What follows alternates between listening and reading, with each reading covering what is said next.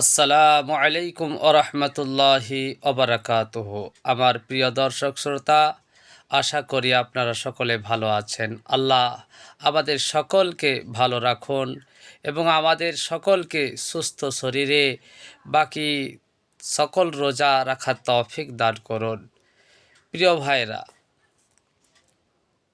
পৃথিবীর জমিনে দুই প্রকার আলেম আছে, দুই শ্রেণীর আলেম আছে। এক শ্রেণীর আলেম হচ্ছে দুনিয়াদার আলেম ওলামায়েশু, আর এক প্রকার আলেম হচ্ছে আল্লাহ ভীরু আল্লাহওয়ালা আলেম, অর্থাৎ হাক্কানি রব্বানি আলেম।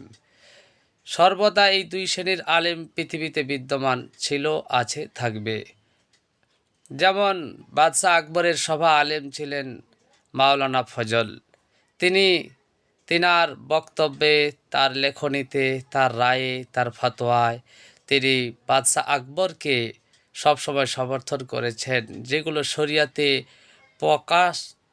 প্রকাশিত এবং স্পষ্ট হারাম নিষেধ রয়েছে, সেগুলোকে তিনি জায়েজ করেছিলেন। এই রকম দুনিয়াদার জাগতিক স্বার্থ ঘেঁষা আলেম পৃথিবীতে সর্বদা সবসময় বিদ্যমান ছিল, আছে, থাকবে। আবার বাদশাহ আকবরের বিরুদ্ধে লড়াই করেছিলেন হজরতে মুজাদ্দিদ আলফে সানি রহমতুল্লাহ আলাইহি। এগুলোকে হারাম বলেছিলেন, নিষেধ করেছিলেন এবং এর বিরুদ্ধে কঠোর অবস্থান নিয়েছিলেন, প্রতিবাদ করেছিলেন।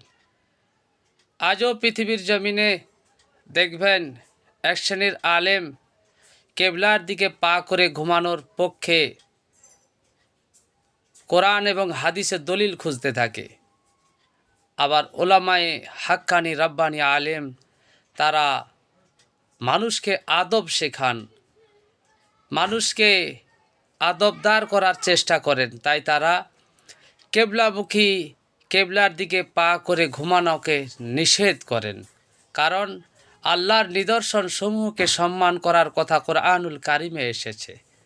তাই তিনারা পশ্চিম দিকে, কেবলার দিকে পা করে ঘুমানোটাকে বেয়াদবি মনে করেন এবং কঠোর নিষেধ করেন। তো পৃথিবীর জমিনে এই রকমই যে নামাজ হজরত ওমর ফারুক রাদিয়াল্লাহু তাআলা আনহুর জামানা থেকে ওনার আদেশে এবং ওনার নেতৃত্বে হজরতে আম্মাজান আয়েশা সিদ্দিকা রাদিয়াল্লাহু তাআলা আনহার ৪২ বছর উপস্থিতিতে মসজিদে নববীতে বা জামাত ২০ রাকাত তারাবি পড়া হয়ে আসছে। এই আমল সর্বত্রই, পৃথিবীর সর্বত্রই আছে। সকল মসজিদে, মসজিদে হারামাইন